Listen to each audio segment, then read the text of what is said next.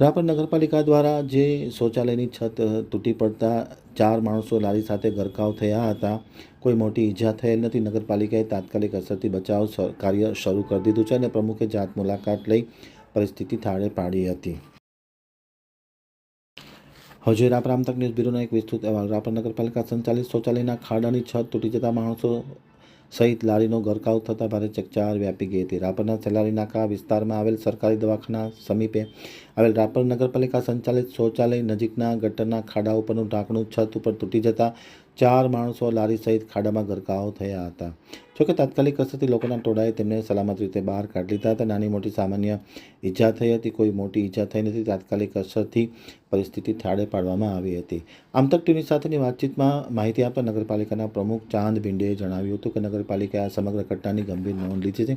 બચાવ કાર્ય હાથ ધરવામાં આવ્યું છે. કોઈપણ પ્રકારની મોટી કોઈ ઈજા નથી અને જે શૌચાલયનું ઢાંકણું અને છત ઉપર તૂટી ગયું છે તેને તાત્કાલિક અસરથી મરામત કરી અને ગુણવત્તા સભર થાય તે માટેના પ્રયાસો શરૂ કરી દેવામાં આવ્યા છે અને જે ઘટના ઘટી છે તેના માટે ખેદની લાગણી વ્યક્ત કરવામાં આવી હતી. વર્ષ 2007માં નિર્માણ પામેલ શૌચાલય પાસે આ દુર્ઘટના સર્જાઈ હતી.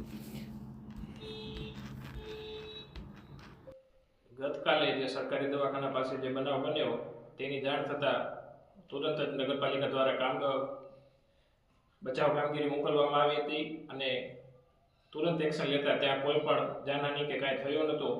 ડાયરેક્ટ નગરપાલિકાની ટીમ એક્શનમાં આવીને કામગીરી કરેલ હતી ને જે જગ્યા છે ત્યાં વારંવાર એ લોકોને ના પાડવા છતાં પણ તે લોકો ત્યાં ધંધા અર્થે ઊભા રહેતા.